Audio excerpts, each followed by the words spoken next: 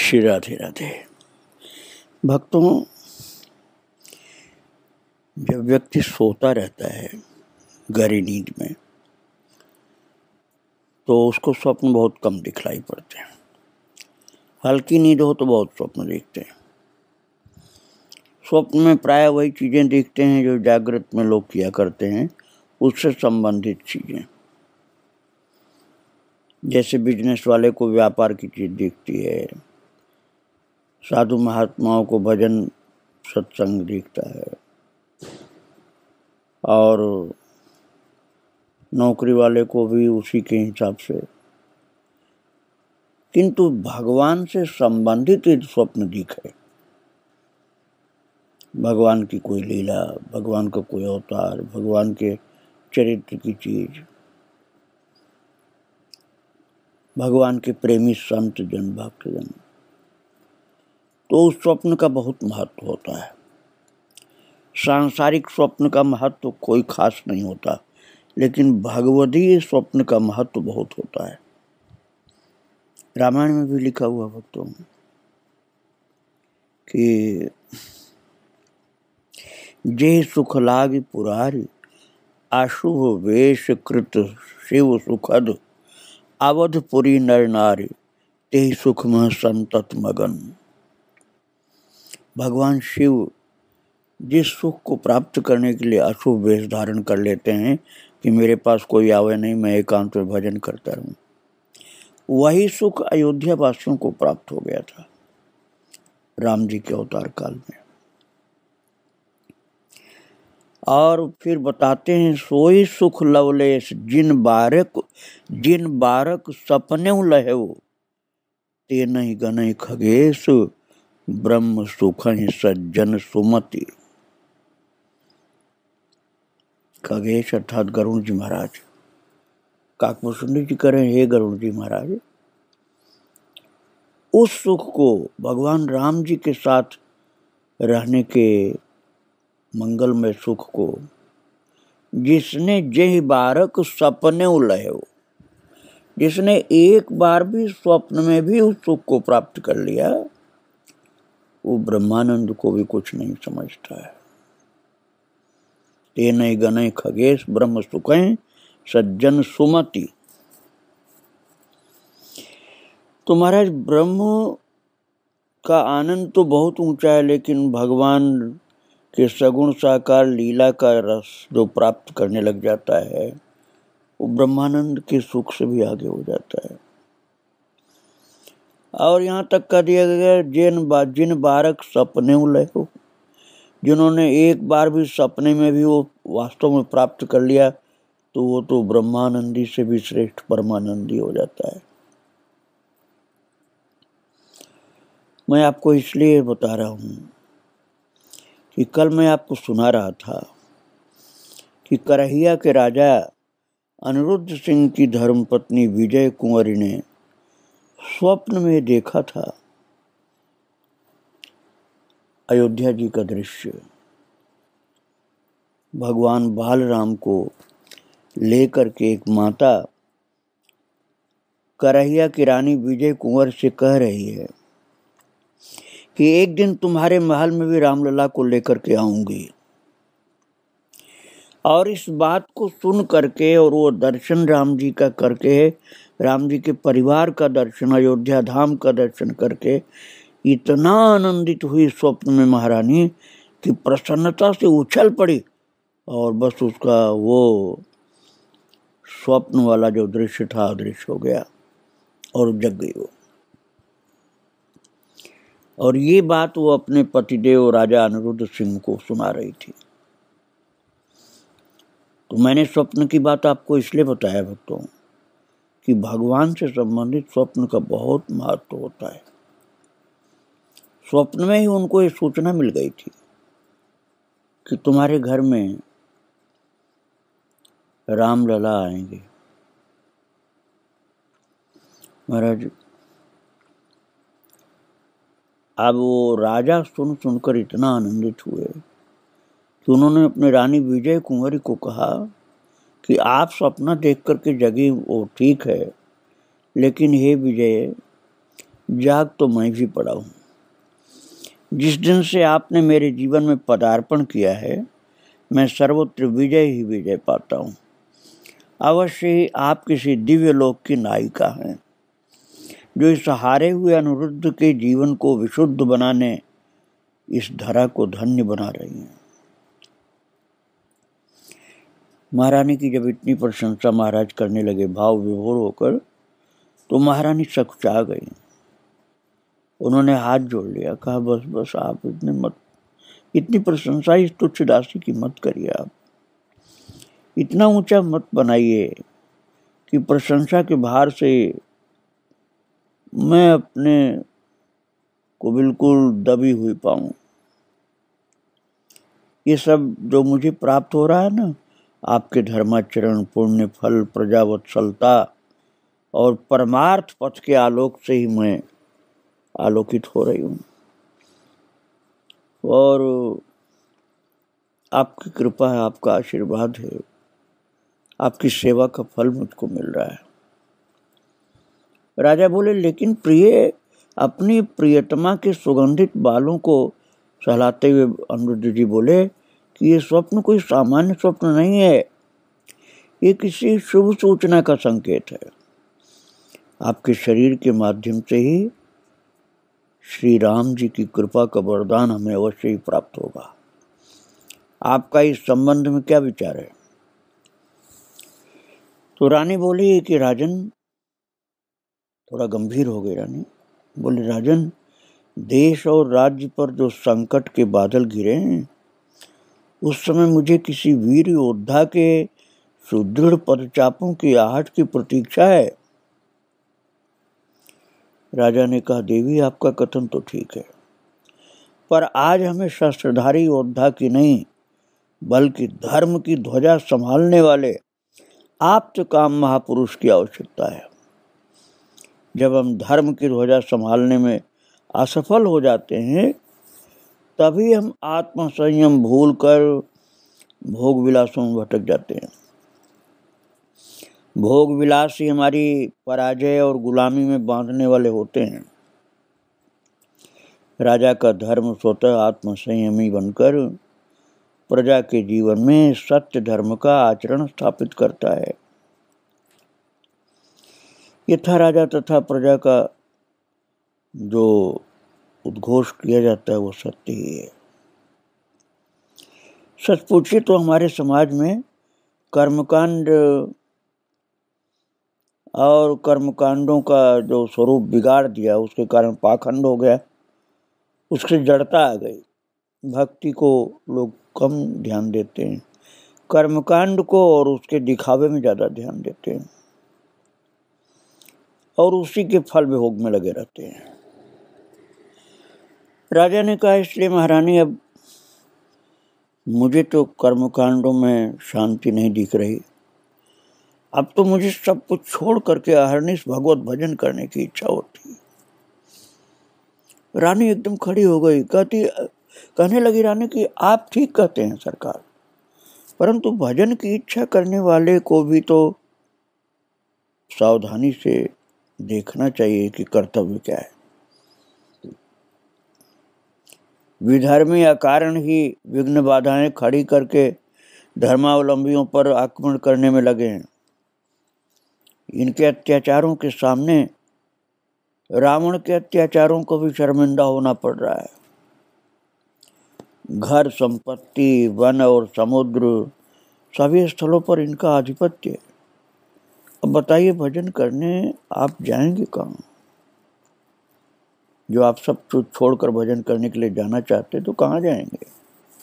इसलिए किसी न किसी रूप में शस्त्र सुसज्जित करना आवश्यक है। राजा ने कहा, देवी, आपने तो मेरा तन ही नहीं मन भी जीत लिया है। आप जैसी सहधर्मिणी भार्या पाकर मेरे जीवन का भार भी हल्का हो गया। कहो, मैं आपका क्या प्रीहित कर सकता हूँ? बड़े भाव से जैसे समर्पित होकर राजा ने कहा था।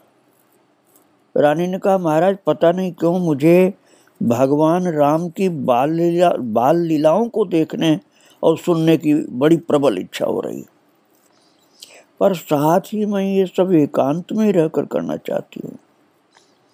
यदि किसी शुद्ध साधु के सानिध्य का अवसर प्राप्त हो तब तो फिर कहना ही क्या, फिर तो बहुत बड़ा अच्छा संयोग होगा। राजा गंभीर हो गए और बोले, एक युक्ति है। अयोध्या से साधुओं की एक टोली आई। इन साधुओं ने हमारी राजधानी के निकट वन्य प्रदेश में साधना तपस्या के लिए एक निर्जन स्थल की याचना की है। इस समय श्री रामोपासक साधु समूह बना करके देश भर में विचरण कर रहे हैं। धर्म प्राण जनता के सहयोग से धर्म की रक्षा के लिए एक गुप्त वाहिनी बनाने में जुटे हुए हैं। इसी योजना के अंतर्गत इन साधुओं ने हमसे संपर्क किया है।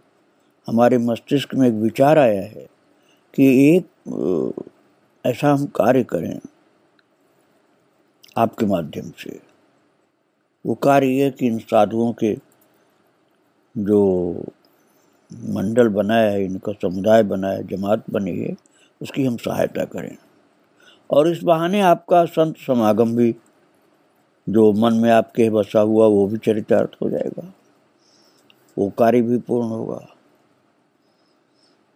और रानी प्रसन्न हो गई। रानी ने कहा, वाह महाराज, आपने बहुत सुंदर सोचा। राजा ने अपनी योजना को प्रकट किया और कहा कि हम ये घोषणा कर देंगे कि हमारी महारानी जी संतों को दान मान से सम्मानित करना चाहती हैं तथा संत सेवा के साथ साथ कथा प्रवचन भगवान और भगवान के भक्तों के विषय में सुनना चाहती हैं, परंतु पर्दे में रहकर वे ऐसा नहीं कर सकती। उधर साधु सन्यासी भी शास्त्र मर्यादा के कारण राजमहल में प्रवेश नहीं कर सकते। अतः यहाँ से थोड़ी ही दूर पर सुखमा नदी का सुरम्य उद्गम स्थल है। सुखमा को अब बहुत से लोग सूखा नदी भी बोलते हैं। वहां श्री राम जानकी का दुर्गनुमा मंदिर बनवाया जाए और वहीं साधुओं का मठ स्थापित हो और उसी स्थान पर आप साधु सेवा का लाभ भी अर्जित करें। राजा ने ऐसा कहा रानी से। वन मार्ग की एक विशाल घाटी के मुहाने पर स्थित होने के कारण इस स्थल का नामकरण होगा रानी घाटी। रानी घाटी के पर्वत शिखर से शीतल जल के अनेक सुरम्य जल स्रोत चारों दिशाओं की ओर निकलकर अनेक जलधाराओं को प्रकट कर रहे हैं। गहन हरितिमा, प्रशांत नीला आकाश, असंख्य पक्षी समूह, हिरण, चीते, वन गाय, जंगली भैंसें और सिंह आदि वन्य संपत्ति से संपन्न रानी घाटी क्षेत्र में सफेद पत्थरों के अनेक खदाने हैं। इस कारण इस दुर्गम वन में भवन निर्माण कोई समस्या नहीं है। करहिया और नरवर के बीच रानी घाटी एक युद्ध मोर्चे का काम करता है। ये मुख्य मार्ग से हटकर है, इसलिए अगम्य और कठिन भी है। महाराजा ने कहा कि साधुओं की सेवा के लिए असंख्य ग्रामीणों, मिस्त्री और कारीगरों ने यहाँ एक सुरक्षित दुर्ग का निर्माण कर दिया। राज्य की ओर से सैकड़ों बीघा जमीन दान में दे दी गई। रामानंदी साधुओं का ये प्रमुख केंद्र बन गया। इस दुर्ग के अंदर गाय, घोड़े, गोदाम, अन्न भंडार, शस्त्रागार, अखाड़ा और संत निवास स्थापित किए गए। बीच में एक विशाल प्रांगण, रंगमंच और पुष्प वाटिका स्थापित किए गए। इसके उद्घाटन के अवसर पर यज्ञ, पूजन, रामलीला, भंडारे की औपचारिकताएं भी पूर्ण की गई। राजा को बड़ी प्रसन्नता हुई अपने इस कार्य के द्वारा भक्तों, और उन्होंने ये सारी सूचना रानी को सुनाई ये प्रभु की कृपा से सब कार्य हो चुका है। और भक्तों, जब साधु समूह रानी घाटी पर व्यवस्थित हो गया, तब रानी विजय कुंवरी अपनी कुछ सेविकाओं के साथ शिविकाओं में अर्थात पालकियों में आरूढ़ होकर के वहां पहुंची। उनके साथ कुछ सैनिक घुड़सवार भी आए और इन सैनिकों ने दुर्ग की सुरक्षा सुनिश्चित कर दी। महारानी और उनकी सेविकाओं के लिए मंदिर के निकट के 2-3 कक्ष सुरक्षित कर दिए गए। प्रातः बाहर के जल कुंडों में स्नान की व्यवस्था थी। सायंकाल का समय वन विहार के लिए निश्चित था। मंदिर में भगवान का पूजन, आरती और प्रार्थना के उपरांत पद गायन और तत्पश्चात विद्वान साधुओं के प्रवचन होते थे। दोपहर के भोजन के उपरांत विश्राम और तत्पश्चात फलाहार एवं फलों के रस का प्रसाद वितरण होता। पुनः कथा वार्ता का क्रम प्रारंभ हो जाता। सायंकालीन संध्या वंदन और आरती के उपरांत श्री राम की बाल लीलाओं की मधुर झांकी होती। आश्रम में शिक्षा प्राप्त करने वाले ब्राह्मण कुमार गायन और वादन कला में भी निपुण होते। कुछ विद्वान साधु शिक्षक का कार्य भी करते।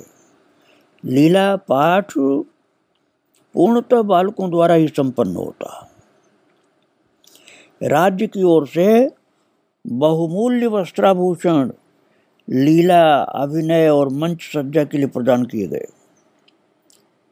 महारानी श्री विजय कुंवर जी अपनी सेविकाओं के साथ आश्रम की समस्त परिचर्याओं को स्वतः करने लगी। खुद करती थी अपने हाथ से। सफाई करना, अन्न दाना साफ करना, अन्न को पीसना, बर्तन स्वच्छ करना, फूल माला बनाना, भंडारे की सेवा करना और उनकी नित्य क्रिया में ये सब सम्मिलित था। भक्तों, एक महारानी का ये निरभिमानी स्वभाव और सेवा भाव, त्याग, ये सब देख करके साधु समाज मुग्ध था। देश भर के उच्चस्थ साधु कार्यकर्ता रानी घाटी आकर देशव्यापी समस्याओं को परमार के राजकुल से जोड़ने के लिए आतुर हो उठा। महारानी की आंतरिक अभिलाषा के अनुसार दिन में भगवान श्री राम की बाल लीलाओं का कथन श्रवण होता और रात्रि में उन्हीं लीलाओं का मंचन होता। जो कथा दिन में सुनाई जाती, रात को वही रामलीला में दिखाया जाता। महारानी और उनकी सेविकाएं तथा साधु समाज के अतिरिक्त अन्य किसी बाहरी व्यक्ति का इन लीलाओं में प्रवेश नहीं था। बस संत लोग होते थे, भक्त होते थे, राज परिवार के लोग होते थे। एकांत कक्ष में श्रृंगारी साधु आश्रम में विद्या अध्ययन करने वाले सुकुमार सुंदर ब्राह्मण बालकों को वेद मंत्रों के साथ श्रृंगारित करते तथा श्रृंगार उतर जाने पर भी उन्हें श्री सीताराम जी का ही रूप मानकर उसी भाव से उन्हें सम्मानित करते। भक्तों, जो प्रभु के प्रेमी भक्त होते हैं वो रासलीला रामलीला का बड़ा आदर करते हैं। वो उनको कोई एक्टर नहीं मानते, उनको तो बड़े भाव से पूजा करते हैं, प्रणाम करते हैं। और बिल्कुल यही हो रहा था वहाँ। इन स्वरूपों में जो लीला के स्वरूप थे, इतना मोहकत्व, लालित्य और दिव्य सौंदर्य होता था कि दर्शक बस इन्हीं का होकर रह जाता। इनकी मधुर छवि सदैव नेत्रों में झूलती रहती और वे अपने सर्वस्व हो जाते। और श्री राम लीला के स्वरूप 7-8 वर्षीय बालक थे तथा लक्ष्मण, भरत और शत्रुघ्न 6-7 वर्ष की अवस्था वाले गौर वर्ण के बालक थे। उनके नेत्र कमलवत कजरारे, नासिका उन्नत, गोल कपोल, ऊंचा ललाट जिस पर तिलक और केसर की खौर, नाक में मोती की नाशामणि, अरुणारे अधर, मोतियों जैसी दंतावली, तोतली बाणी, घुंघराली काली सुगंधित अलकें जो कंधे तक लटकी हुई, मनोहारी जादू भरी करुणा मिश्रित चितवन, मंद मंद मुस्कान, छोटे छोटे धनुष बाण धारण किए चारों कुंवर अपनी शुभ्र ज्योत्सना छटा से महाराज धूम मचा देते थे। लीला के प्रारंभ में युगल सरकार श्री सीताराम जी की आरती होती तथा लीला समापन भी इसी प्रकार युगल छप की आरती से ही होता था। प्रथम दिन की लीला में रावण के भीषण अत्याचारों से त्रसित देव समूह भगवान नारायण से प्रार्थना करते हैं तथा नारायण आकाशवाणी के माध्यम से राजा दशरथ के यहाँ अवतार लेने की घोषणा करते हैं। दूसरे दृश्य में महाराजा दशरथ पुत्र कामना से गुरु वशिष्ठ के निकट जाते हैं और वशिष्ठ श्रृंगी ऋषि को बुलाकर पुत्रेष्ट यज्ञ संपन्न कराते हैं।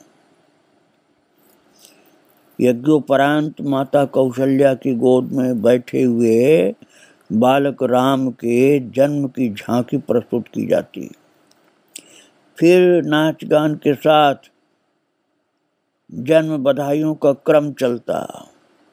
उसमें महाराजा दशरथ अन्न, धन, वस्त्र, बतासा आदि लुटाते और विविध विधि से दान करते।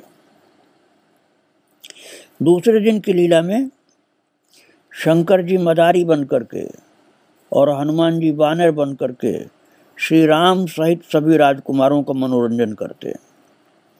इसके उपरांत काकभूषुंडी जी महाराज वहाँ दर्शन दें और काकभूषुंडी जी के साथ ही श्री राम जी की बाल लीलाओं का दिग्दर्शन होता था।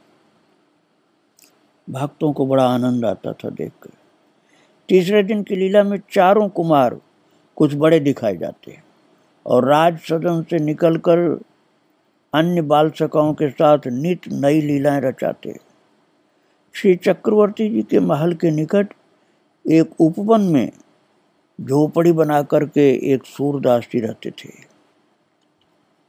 महाराज बड़े भाग्यशाली थे सूरदास जी। इनकी बड़ी सरस कथा है, किंतु कथा को आप कल श्रवण करेंगे। भगवान श्री राम के प्यारे इन भक्तों और ये रानी और राजा, ये संत लोग जो जंगल में मंगल कर रहे थे, रासलीला, रामलीला और भगवान के भक्तों की लीलाएं दिखा दिखा करके, इन सबको प्रणाम करके आज मैं यहीं विराम कर रहा हूँ। कल आगे आपको फिर सुनाऊंगा कि कैसे कैसे भगवान के भक्तों के ऊपर भगवान की कृपा हुई थी। श्री राधे राधे, जय श्री राधे।